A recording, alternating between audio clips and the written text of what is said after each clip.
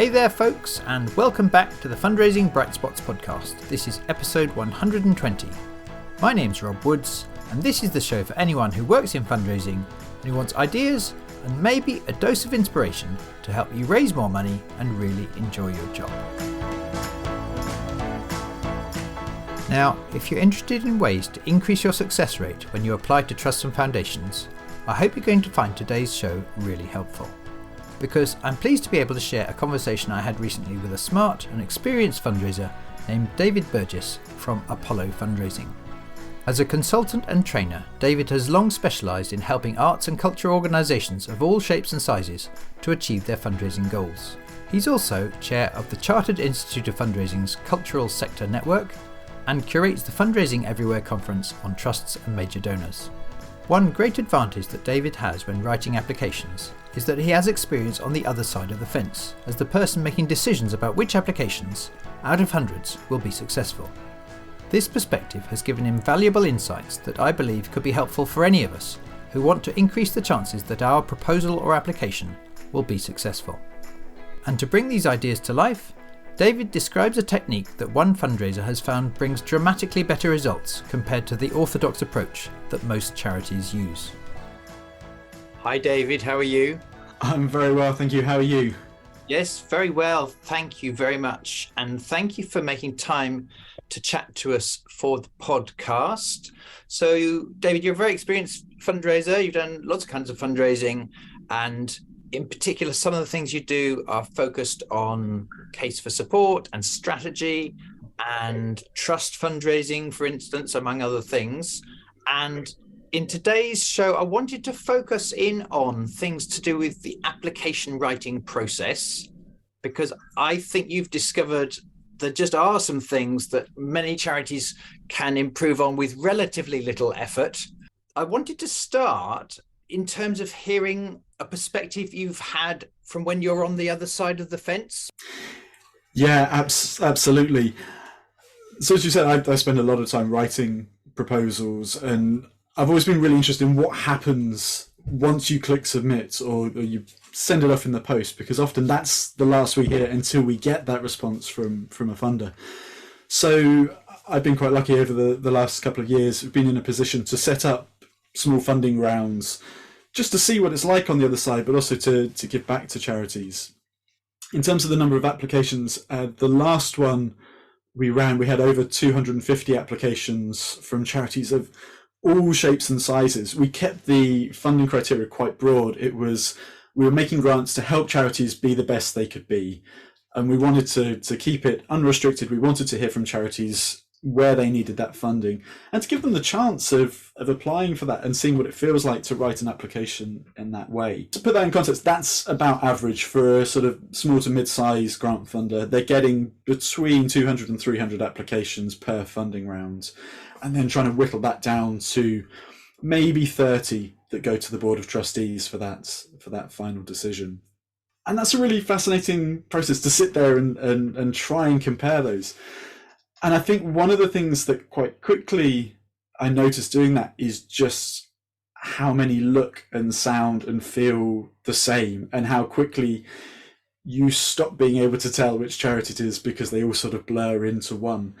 And I have a newfound respect for grant managers, because that process of reading proposals is exhausting. It is so mentally draining to have to keep focused, and very quickly, certainly I found this very quickly, you can start just sort of going through the motions of reading it to get through, because it's very difficult to see that split between them, because they all start looking the same, sounding the same. Oh good, yet another proposal that looks and sounds and feels like a funding proposal. So that's quite tough, isn't it, for the person writing the thing, because to them, they are just writing sensible things that describe their charity, the problem it's designed to solve, how many people run it, how effective it is, and they're not intending to blend in with the other 249. It's just when you read all 250 in a row, it's just that is what tends to happen, right? Absolutely, and I think it's because we don't necessarily see that other side. All we see is our proposal. And we've learned how to write that proposal from other fundraisers, whether that's our line manager or from training courses. But we're taught an approach that is, how do we get the information on the page? And absolutely, all of those proposals that we read had the information we were looking for.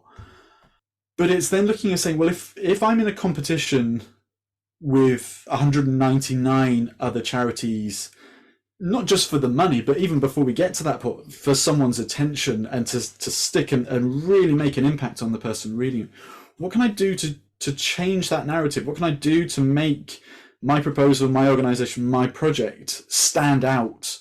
Because it really is fine margins. Getting 200 proposals down to 30, and that's where that human side really kicks in, because people start thinking, what is the one that I remember most? I remember enjoying reading this. I remember feeling something reading this.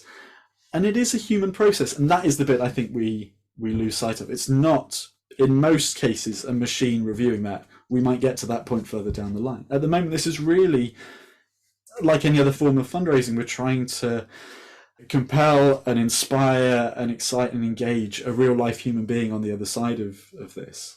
So I think looking at where we can stand out from the crowd, what can we do to make our project leap off the page and really engage the reader in what we're trying to do? Yes. And what really stands out to me in what you've just said is, I think the question, how can we stand out? How can we leap off the page? How can we get their attention? I think that is a different question to what many of us might consciously or unconsciously be answering when we fill in the form. We might be more answering the question, what information do they need? What information have they asked for? And that's not the same as, how do I get their attention? That's it. Yeah, as you say, it doesn't matter how good your fundraising copy is if no one's reading it. I think that's the skill in this, isn't it? It's being able to do both. It's saying, if this is what they want to hear, or this is what they need to hear to make that judgment, how can I present that in a way that stands out? How can I present that in a way that brings that information to life, so it isn't just feeling like quite a cold description of our organisation and a very academic expression of what the need for our work is, and a description of our project that is factually accurate but makes sense in your head but doesn't really appeal to the heart of the person that's reading that. And that's why I think there've been some really nice examples from reviewing that have been able to do that really well. And interestingly, the one I want to share in a second started from the point of view of saying, how can I make this stand out? A byproduct of that is they actually then were able to bring that information to life as a result of doing that. But the starting point for that was, I don't want my proposal to look the same as the 199 other proposals in that pile. So what am I going to do that's different? And I remember you first mentioned this example at one of the I Wish I'd Thought of That Iwitot events, which I love going to. I always get some great ideas and examples and inspiration for fundraising things people have done at the Iwitot event. And I think it was 4 or 5 months ago you shared this example. So for our listeners, could you just tell that story of one of these applications that you received? Absolutely. So this is a proposal that was written by Matt Sakiri, who's a fantastic trust fundraiser. And at the time he was working for Chapter, which is a mental health charity in the northwest of England. And I was probably 10 or 12 proposals into reading applications that had been written using the generic Microsoft Word, I see you're writing a funding proposal template. I opened up Matt's proposal, and all of a sudden I was struck by the fact it looked different. And what Matt has done in his proposal is to structure it as a conversation. So the first thing you see is 2 sort of avatar characters, one with flowing brown hair, a very trendy looking beard to represent Matt in the fundraising role, and talking from the perspective of Chapter. And then a young lady with, again, shoulder length brown hair, glasses, red tank top, which I think is supposed to be me. And he frames it as a conversation with the trust representative. They're asking questions. So they start by saying, hello, to kick things off, please could you tell us a little bit about your organisation? And Matt then writes, certainly. Chapter provides support to people with severe and enduring mental illness in Cheshire West and Chester. Our tailored programme of one-to-ones, group activities, training and voluntary work placements help our service users grow in confidence, improve their mental health, make new friends and feel hope for the future. And the proposal carries on as this back and forth with the grant representative asking those questions, but asking what Matt knows the funder needs to know to make that decision. So it starts as a structural thing, but it enables him to work through that process of what information do I need. I've spoken to Matt about this a couple of times. And Matt comes from a background as a comedy and script writer and came into fundraising through that. So when he was looking to try and stand out from the crowd and looking to disrupt that approach to writing proposals, that was a natural place for him to start. But as I say, it started with that approach of standing out, but it has a number of other benefits as well. So you can see from his answer, and even from the way he poses the questions, he's writing in a very human approach. It's almost informal, because that's how we have conversations. And there is a habit, I think, when we're writing proposals to get into quite a cold, quite a distant way of writing. We write almost in a sort of academic way, as if we were writing it as an essay. And Matt completely breaks that down, which enables the reader then to build that sense of connection with him. And we talk in fundraising all the time about people giving to people. That feeling that I'm having a conversation with a real life human on the other side of this, I think is a really powerful way of drawing someone in and connecting them to the work. He also keeps the answers really short. So that was, that extract I read was the whole answer there to tell us about the organisation. Just enough to get a flavour of what they do without going through, here's 200 years of our history, and taking up 4 pages just talking about yourself. And that's the case throughout the proposal. The answers are really succinct, just get to the point of what the fund needs to know, and then moving on. One of the things I think with that being quite informal is it's very easy to read. And again, I talked to the point when you're faced with that pile of 200 proposals, it is exhausting. We don't think about the mental effort that it requires to read those and to understand proposals, and particularly when we do start writing in quite a cold, sort of almost computerized way. And I ran quite a few of the proposals through the Hemingway app, which I'm sure many of your listeners will know, but it's a really great tool for telling you the reading level of text you've written and giving you suggestions for how you can make it easier for people to read. The Hemingway app, I think, suggests anything below 7 is a good score. The proposals we received at the same time as Matt's, the average for them was over 10. Matt's proposal scores 6, so right under that, in that sweet spot for making it very easy to read. Because again, grant managers don't have huge amounts of time for this, and you're having to carve out time in and amongst other jobs, and particularly for trustees. So having something you can read and understand quickly is a massive advantage.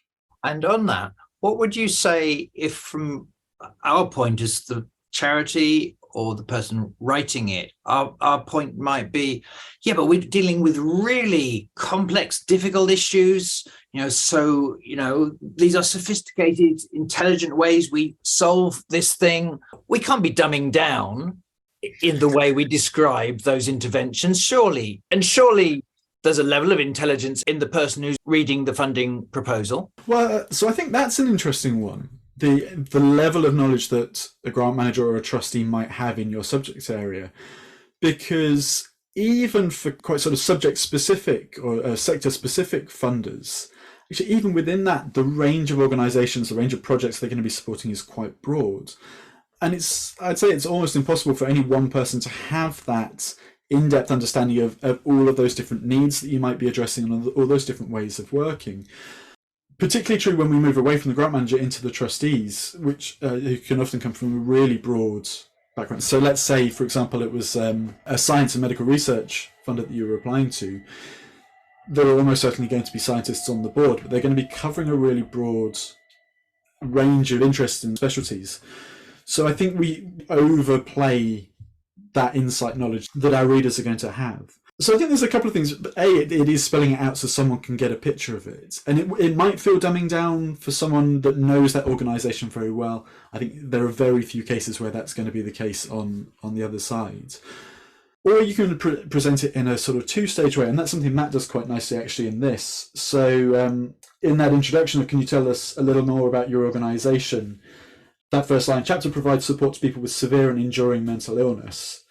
You might say that starts being a little bit jargony, which is why the next question in the proposal is, when you say severe and enduring, what does that mean?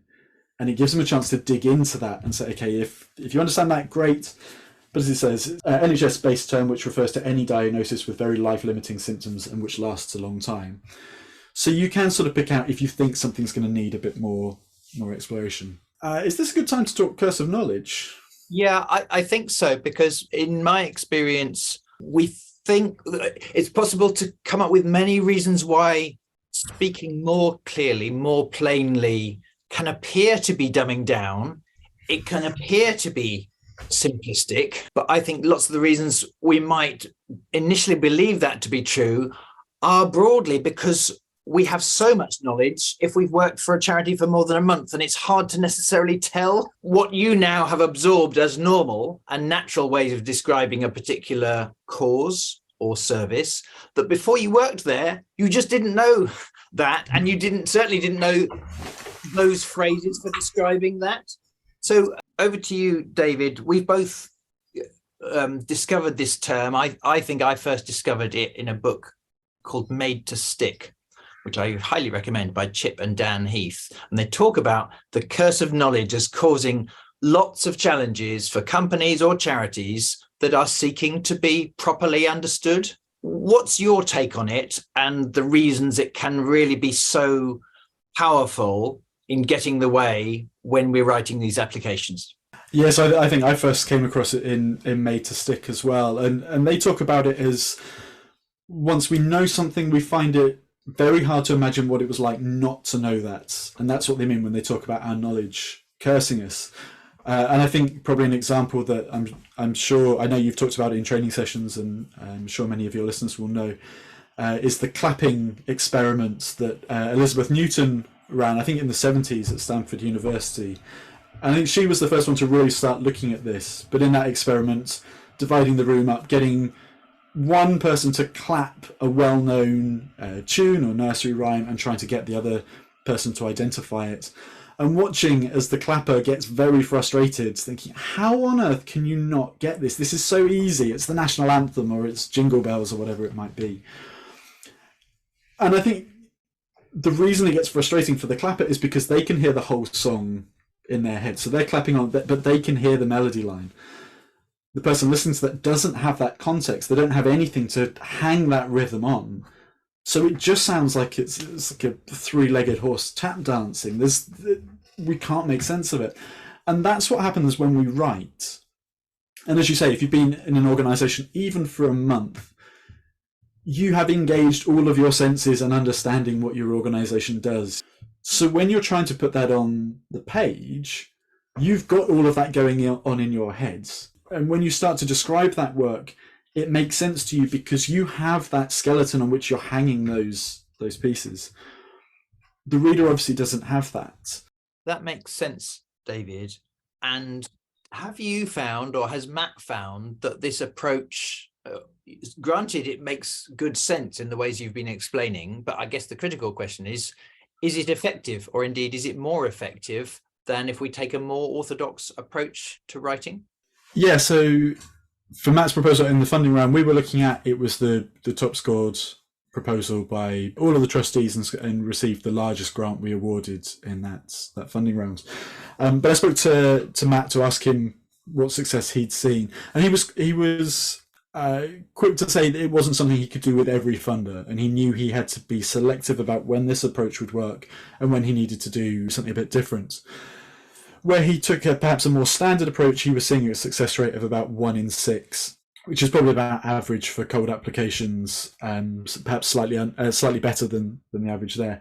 But when he was able to use this approach, the conversational format and that standout approach, he was getting success rates of 1 in 2 to 1 in 3. So a massive change then, just by being able to stand out from the crowd and present the information in that way. Hi, it's Rob. And I wanted to jump in quickly to let you know about our 2 flagship courses designed to help you grow high-value fundraising results. That's the Major Gifts Mastery Programme and the Corporate Mastery Programme, which are starting again from mid-May 2023. Rather than have me tell you about how they work, I thought it would be most interesting if you could hear from someone who's done one of these courses recently. So here is a short clip from Sam Harford, who is a philanthropy officer at the British Red Cross, talking about her experience. If you want to improve your major donor approaches and raise more money for your charity, I would really recommend Rob's Major Donor Mastery course. It was absolutely fantastic for me and built my confidence so much. And I really began to change my mindset and start focusing on cultivating for major donor relationships rather than major donor gifts. Since joining the programme, I've raised over £600,000 in pledges and donations. So I'm really grateful for all of the support and guidance from Rob.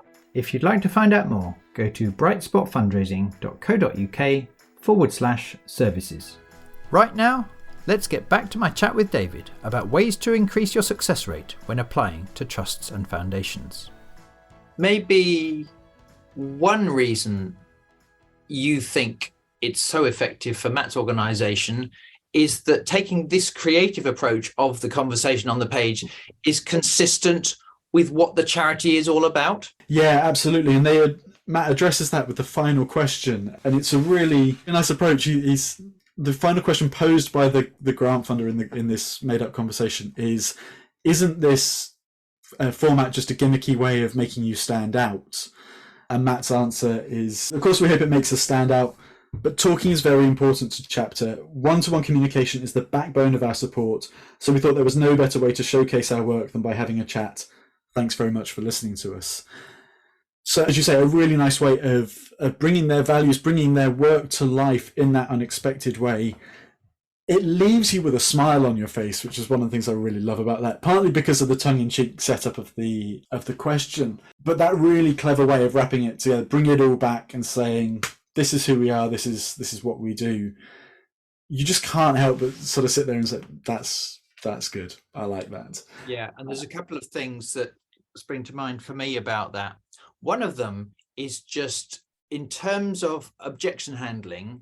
If you as a charity from conversations with funders know that very often there's one or two things that often come up as to their rationale for why they can't fund you, be it because you're too big or too small, or you're national or you're not national enough, whatever it might be, a really good tactic in conversation and indeed on paper often is to quite deliberately bring up the objection and reframe it and put your point of view as to why actually what appears to be an objection is the very reason why we should be funded by you. So that's one smart thing I think he's done there. And the other one is on the programs I teach when I'm teaching fundraisers how to create wow moments, i.e. special, different moments of delight or surprise compared to what the funder might be expecting, be they a corporate partner you're pitching to or a major donor you're talking to. There's a power to doing things differently, as I think Matt has done beautifully here. And one of the important things I teach there is that some of your initial creative ideas just might be too far. It should stay on the flip chart. Please don't take this really wacky approach to pitching or writing or a demonstration in a meeting with a donor and actually do it to them. It's just too much. You can kind of tell why it wouldn't work. You might have a kernel of a reason why you were doing it, but you'd lose so much rapport with them as they were trying to work out what on earth you were doing or why you did that. So I don't teach that we should take crazy risks. I do teach we should really think carefully and deliberately about ways to stand out. And the ways Matt has used are not clearly going to suit all applications or all causes. So that's not the message of this interview. But do think, how on earth can I help it visually come off the page so that people notice it compared to the other 95%? And that might be as simple as really kind of a better design visually, making the quote stand out, different use of fonts and highlighting and images, if that is possible and appropriate. So there are ways to make it stand out, albeit a more conventional way of telling the story. But the point I was going to make is, if you're thinking carefully, how could I create more of a wow moment that leaps out at them? The way to make sure it's not a gimmick is to ask yourself, if after they saw this or read this or heard this in my pitch, would they understand why I chose to do it that way? Does it make sense? And I think Matt has done that beautifully of course it's a conversation, because that's what you're all about. And I just remember, I mean, I've got lots of examples of this, but one of my favorites was a brilliant fundraiser who was applying to get into the in the running for the Charity of the Year process for a wine company. And she printed out the form and she filled it all in, as was the orthodox thing to do. But then she solved this "how do I stand out" challenge by rolling it up and putting it in a wine bottle and taking it round to the reception of that company. But, you know, why did she do that? Because they're a wine company, mix it in a bottle. After it's, I mean, it's, you could take such a risk and it still not work. And they say, why are charities wasting this time, you know, doing these strange things? Of course, there's always some risk when you choose to wow someone. But long story short, they were invited to pitch and they walked into the room already, you know, with some credit in the bank, and they pitched beautifully and they won the Charity of the Year. So the point I'm making is there are some creative approaches which really are too big a risk because they're a gimmick. It doesn't quite make sense either for this funder or for your charity. But I think a far bigger risk is for us to not to put energy at all into finding some way that our pitch or proposal in some way get their attention and stand out. Yeah, absolutely. And if Matt's proposal, in following that conversational format or whichever way he tried to make it stand out, didn't give the funders the information they needed to make that assessment, or if it sort of watered it down that actually made it harder to read, albeit standing out off the page, then you're absolutely right. And I quite often talk about the curse of clever. So we've had the curse of knowledge, but the curse of clever, where in a desperate attempt to try and either make a pun work or bring in a structural element, you actually lose sight of what that document or what that message is ultimately there to do. So yeah, the form has to follow the function. If the function is to get that information across, make sure that they're not competing or not having to make compromises on that front. Said differently, a good tip for people is to think, what are the one or two most important ideas or messages that would cause this funder or this company to say yes to put us through to the next round? What are those one or two concepts? Let that be the starting point for where you try to get creative, so that you through your different approach, your different font, your different photo, your different audio treatment, your different visual, your different means of sending it through to them, because it comes via a film you attached with as a link. Let the creative thing be a way of bringing out one or two of those key points, and then probably it will be justified. But often it goes wrong is where we've got some clever idea that doesn't reinforce a concept that deserves more attention. I think you're absolutely right. And in terms of that, of what they want to get across, again, Matt uses that to structure the questions. So he knows the ultimate thing the funder is asking is, why should we fund this? Why is this right for us? So he asks that question. Why have you chosen to ask us in particular? Not why should we fund you, or what do you need funding for? Why have you asked us? What do you know about? And it gives him that chance to link it all back to saying, we know this is what you're interested in. This is how we tie that conversation together. I think one other thing I remember from your presentation, I know it seems obvious in a way, maybe our listener will think, of course, one would do that. But I think you mentioned he brings the key points alive through various voices, not primarily his own. Can you just mention that again? Yeah, absolutely. So there are some things in there that I think Matt knows aren't right coming from him. There are better people to tell that story. So one of the questions is, can you tell us more about the group activities? And Matt can give a sort of broad oversight of what they do. But to get that real in-depth understanding of why that matters, Matt brings in, he said, here's Joe to tell us about that. And he does. It's written as a sort of mini case study. It's about 3 or 4 sentences long of Joe saying, I'm Joe, I have suicidal thoughts every day. I've been with Chapter for a few years now. I mostly get involved in the allotment project. Being able to make plans for the allotments, who'll be there, how the weather will affect it, gives me structure and something to make plans for. Without Chapter, I don't think I'd be here today. That's obviously not something really Matt can say, or is not as powerful coming from Matt. So bringing those other voices in gives it that authenticity. It also breaks up, just in case that conversational format starts getting a bit sort of monotonous, whether it's just those two voices. Bringing in that variety helps as well, keep people's attention. Yeah, so that's that concept of show them, don't tell them. Yeah. So that they can see that it's warm and feel that it's warm rather than you telling them that it's warm. David, when we were planning this, we were both clear we're not, I mean, sometimes there just is a format, a certain form you've got to fill in anyway.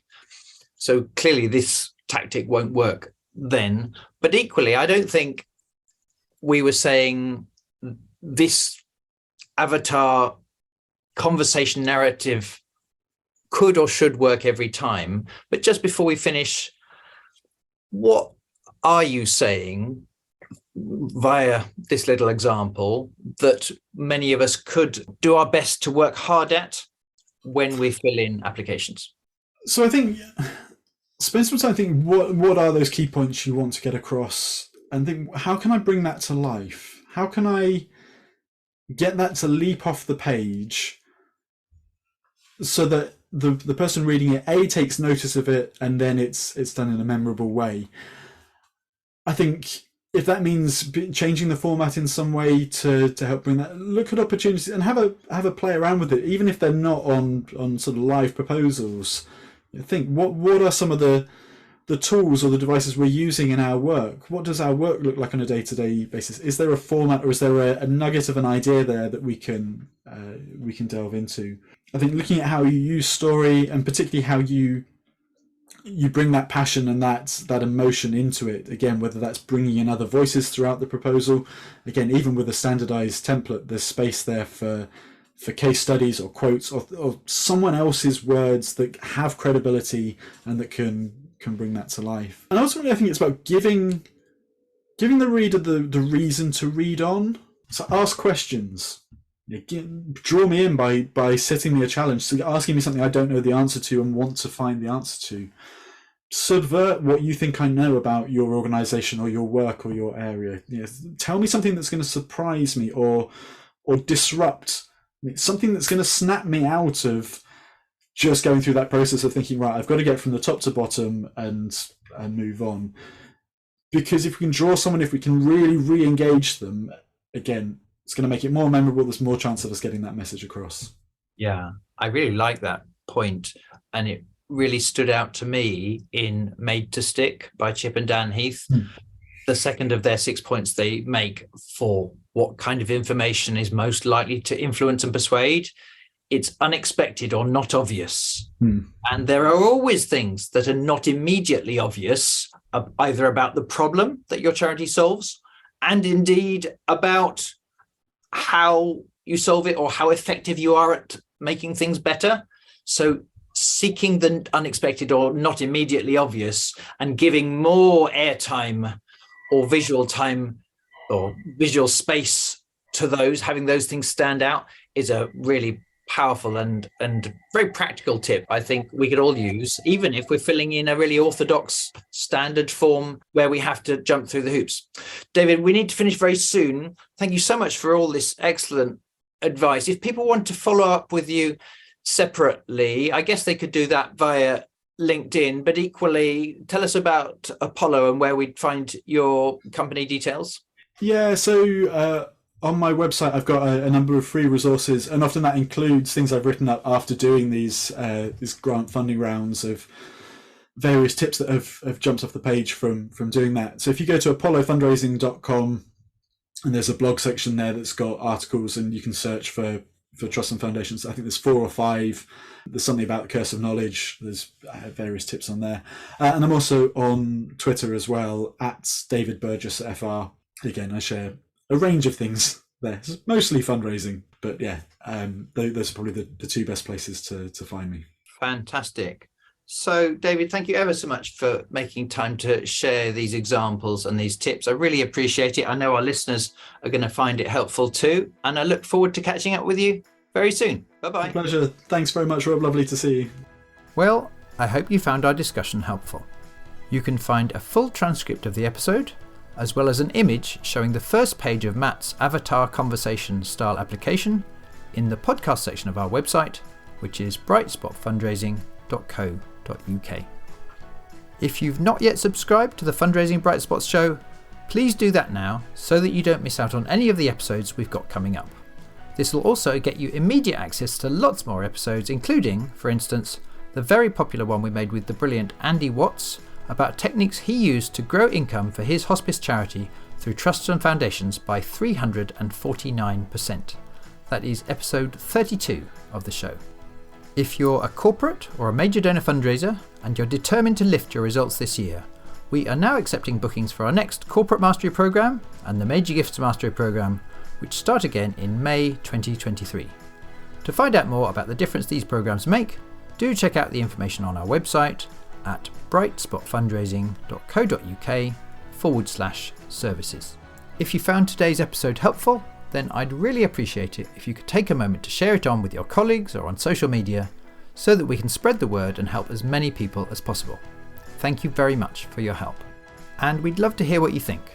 You can get in touch or tag us both on LinkedIn, and on Twitter, David is at David Burgess FR, and I am at Woods_Rob.